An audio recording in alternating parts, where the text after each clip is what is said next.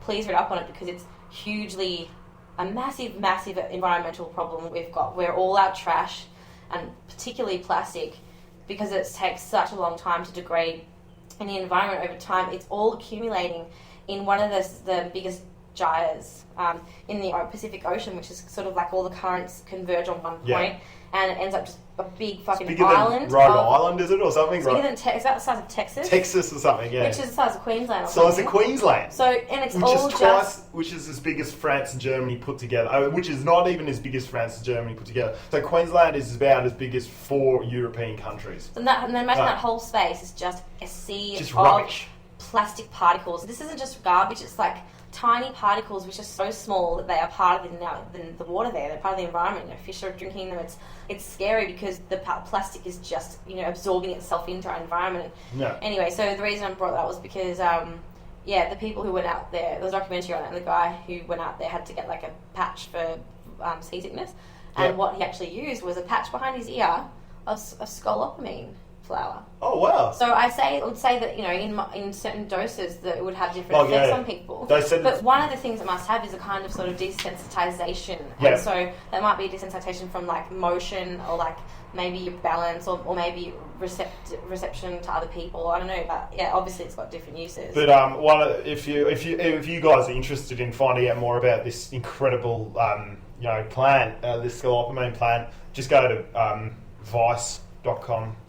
and they have a documentary on it. So it's very deadly if you get the wrong amount. But people are saying that they just have it in their hand and they just sort of blow it past someone if they were going to use it in that aspect. And the people walk past, just get a whiff of it, and then you catch up with them about 5 minutes later. And then there's been recorded cases in Colombia of like these people just walking these guys in and out of their penthouses. And the bellboy's like, are you sure you want all your furniture, these guys to take all your furniture? And the person who owns the unit's like, yeah, I want them all to take all the furniture. I want them to take everything out of my unit. They just completely ransack the unit, and the person gives them complete and utter, permission to do it. But imagine, so just back to the reason that's relating this, because we're talking about the CIA have been using this product in their escapades. And can you imagine the type of power and the things they could achieve with that type of tool? That is absolutely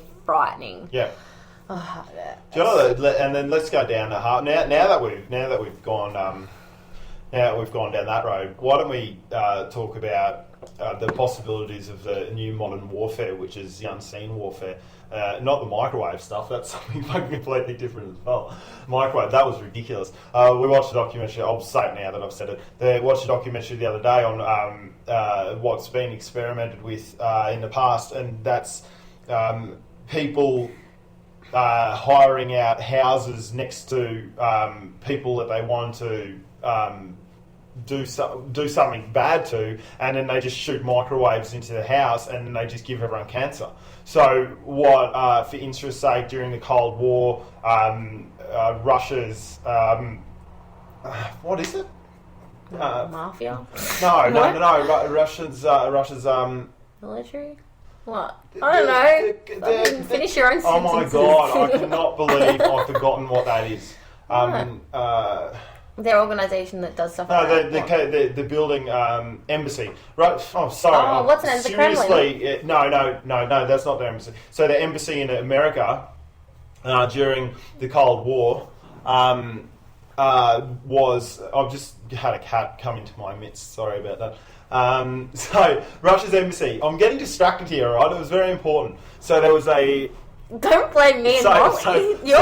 So I think it was the CIA. So what the CIA did is they set up this deterrent, which originally is a deterrent, and it shoots microwave rays into adjoining houses, and it apparently they went through about 120 or something Russian embassy families and agents, because about 120 of them got cancer during the Cold War, who lived and tried to work in the Russian embassy in America. They just kept feeding microwave waves in and then just getting rid of them that way. And then after a couple, and Russia shut down its embassy in America. And I think what I was saying also that they can they've gotten the technology down pat with this microwave shit where they can sort of even pick and choose which diseases that they impose on people. Yeah, they can get and I think that's where I was going with that. Is that's actually the new modern warfare. So with this HAARP, this new HARP thing, it's not new. It's been going on for a while. This is the sort of thing that governments have at their control, while secret societies have at their control. HARP is a electron. It's an I think what it does, it like shoots a laser beam up to the ionosphere or to the ground, and it reflects. But both. Anyway, both.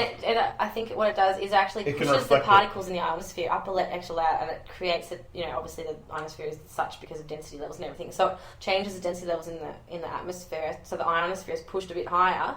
Yeah. And which can in turn affect weather and create certain weather events and climate. Well, certainly, if they push it up, that means that clouds go higher, they get colder, they create warmer air under them, and then they can turn into some sort of hurricane or cyclone or something like that.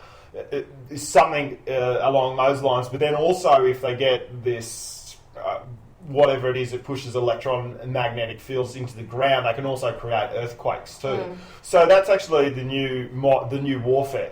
So there's this whole conspiracy theory that Japan was not playing game with the IMF, or was playing ball with the IMF, International Monetary Fund, over something, and that's why there was an earthquake around Japan at a certain time. We're going... Keep killing whales, you fucking get what's coming to you. Well, we're going well off track, and I don't know enough about what I'm talking about. Off track from what track? No. We're going on the track before, and I don't know what the track was. But we're talking about the CIA, and then we were talking about all the things that they have got. No, I don't want to keep going down that road because I don't know enough about that. Okay. Because I know exactly what I'm talking about, but I just don't know those one or two words that I need to be able to. Well, what I was wanting to say before was when that Russian president was talking about how The Men in Black was a good movie to watch if you want to get an idea of, I am so true, because I think with art, and creativity and these storylines that come out of people, there has some truth to them. Like,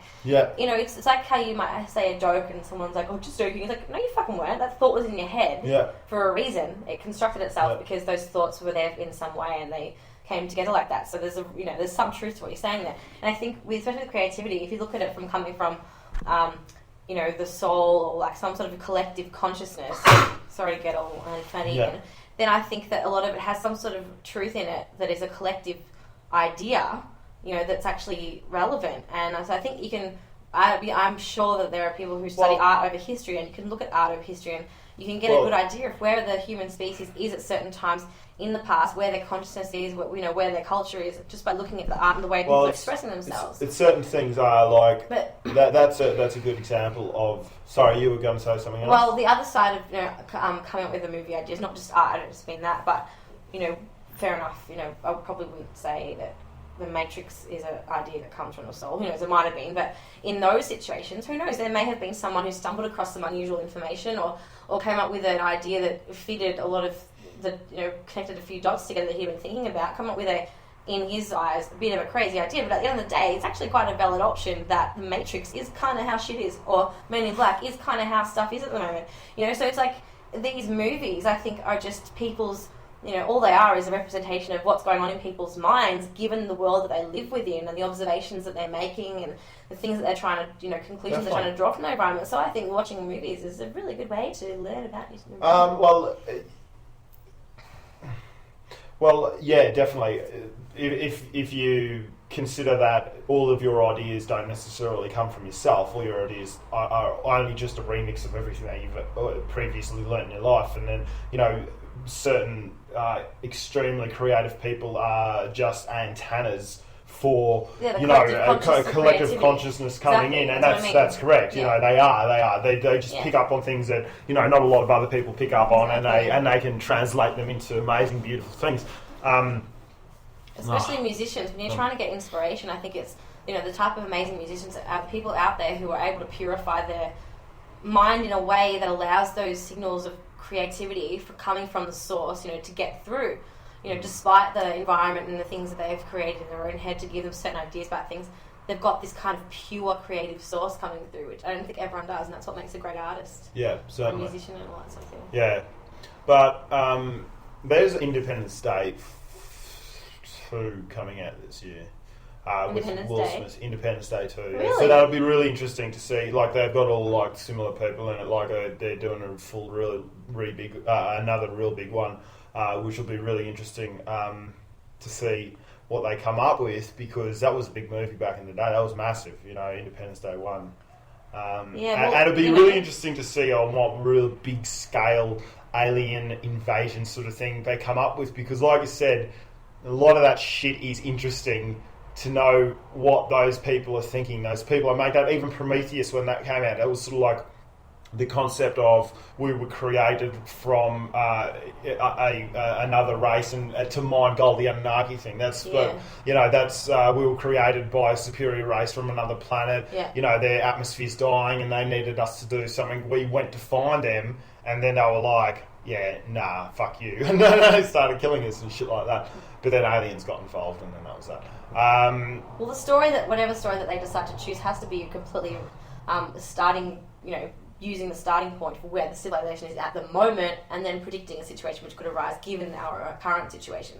So it has to be a possible trajectory for our future in some way. And I now that my mind is so open with what's possible, I think I'm just thinking that anything. Well, we're always just so fucking limited with what we can think. Like, for interest's sake, sort of like people talk about what happens if aliens came and they did this and that. So it's so limited because we've just got this primitive monkey brain that is like, oh, you got what I want, I fight you, and then like that sort of shit. Or we're just starting to get to the point now where it's sort of like, okay, maybe we should all cooperate, and that would make everyone's lives happier, rather than going and bombing you and fucking stabbing you and taking what you got because we can't share. You know what I mean? Like, yeah, it's this moral that you're taught from growing up as a child. Sort of like you get a slap from your mum if you fucking steal something from your fellow sibling or your friend or something. And then here now we just put laws in place so fucking 1 million people can die in Iraq because they want to go in and get something that they've got.